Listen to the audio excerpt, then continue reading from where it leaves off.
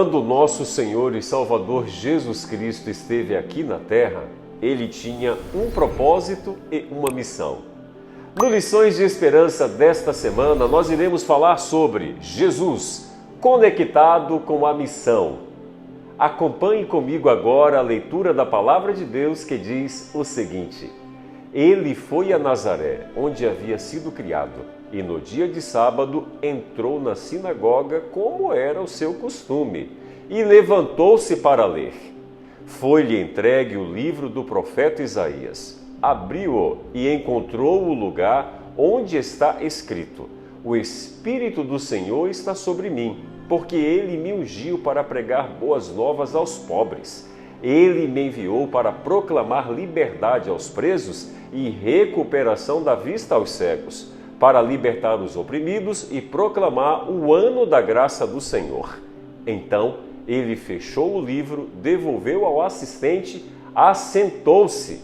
Na sinagoga, todos tinham os olhos fitos nele. Ele começou a dizer-lhes: Hoje se cumpriu a escritura que vocês acabaram de ouvir. Lucas, capítulo 4, versos 16 a 21. A missão é a razão da existência da igreja. Deus tem uma missão para cada um de nós. A nossa missão não é fruto de nossa invenção. Nós não criamos o estilo de vida próprio.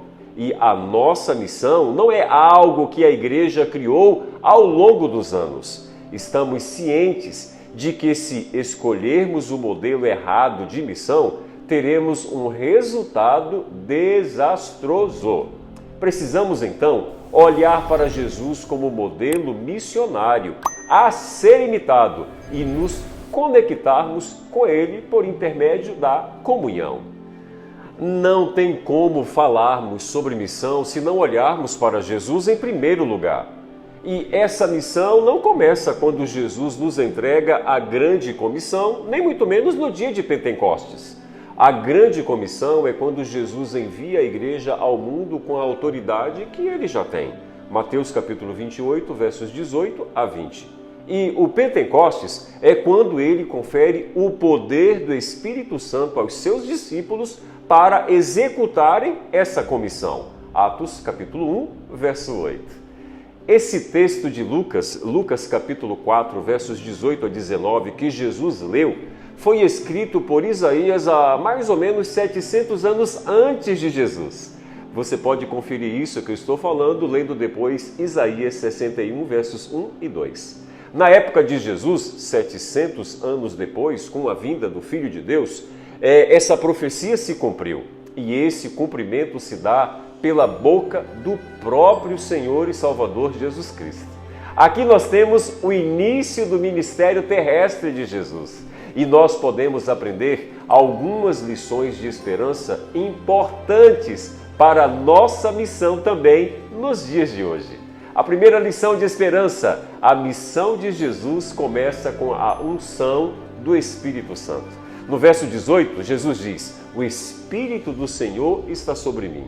Tudo começa com a unção, porque nenhum empreendimento em nome de Jesus subsiste sem a unção do Espírito Santo. Seja ungido pelo Espírito Santo. Sem a presença e o auxílio do Espírito de Deus, é impossível fazermos parte da missão de Deus aqui na Terra. A segunda lição de esperança que aprendemos com esse texto é que a missão de Jesus tem como alvo a totalidade do ser humano.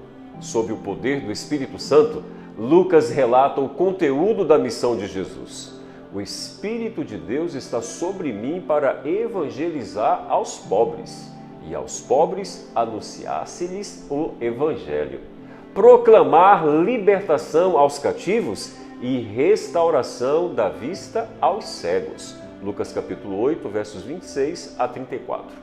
Pôr em liberdade os oprimidos. Lucas capítulo 4, versos 31 a 37. Apregoar o ano aceitável do Senhor.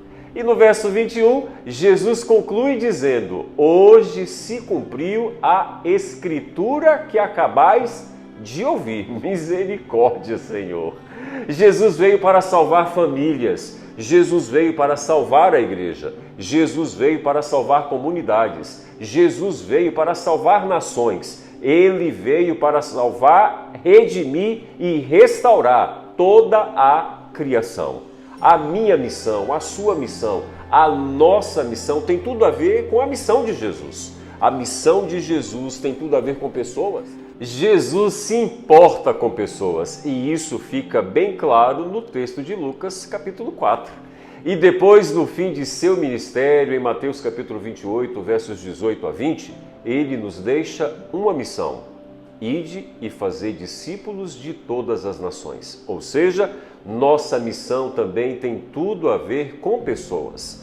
Discípulos são seguidores de Jesus, pessoas que olham para o Mestre e o imitam em tudo o que ele fez e ensinou. Se Jesus se importa com pessoas, é com pessoas que eu e você devemos sim nos importar. Se o coração de Deus está para restaurar pessoas, o nosso coração deve estar com esse propósito também, de ser instrumentos nas mãos de Deus para a restauração de muitas pessoas.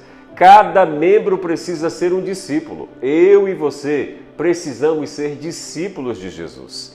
A palavra de Deus diz que a missão do membro é fazer discípulos, batizando e ensinando todas as coisas que está escrita na palavra de Deus. Quando Jesus chamou seus discípulos, ele dizia: siga-me e eu vos farei pescadores de homens. É isso mesmo. É isso que Jesus deseja fazer comigo e com você. Jesus hoje está nos chamando para segui-lo. Ele nos transforma em pescadores de homens, pessoas que se importam umas com as outras e que amam umas às outras e que estão dispostas a proclamar as boas novas do Evangelho e da salvação que há em Jesus com estas pessoas. Quando verdadeiramente seguimos a Jesus, inevitavelmente Ele nos transforma em pescadores de homens e mulheres. Agora, reflita, pense e ore, pedindo força e poder do Espírito Santo para executar a missão que Deus tem para a sua vida, sabe? É o Espírito Santo de Deus quem nos capacita e nos leva a proclamar o senhorio de Jesus sobre nossa vida, sobre nossas famílias, sobre nossas igrejas, sobre nossas comunidades, sobre todas as cidades que fazem parte da nossa geografia. Fazer discípulo é muito mais do que transmitir informações sobre a palavra de Deus, mas é também viver o Evangelho de forma total e prática, a fim de que pessoas vejam Jesus vivendo em nós. Que coisa tremenda essa, hein?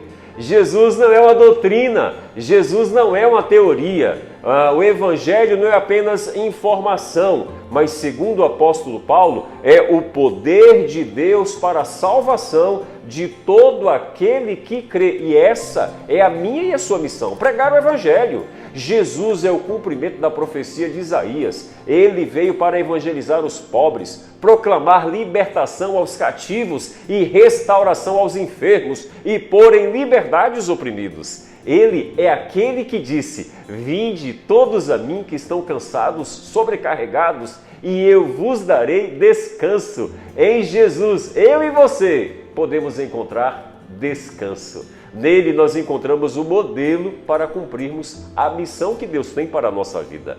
A nossa missão como cristãos e como igreja é olhar para Jesus e imitá-lo. A missão da igreja de Jesus é salvar os pecadores que estão a perecer. A missão de Jesus é divulgar o amor de Deus para todo ser humano, conquistando-os para Jesus, pela eficácia daquele que nos ama, e nós devemos compartilhar esse amor com as pessoas. A verdade para esse tempo deve ser levado aos lugares tenebrosos da terra.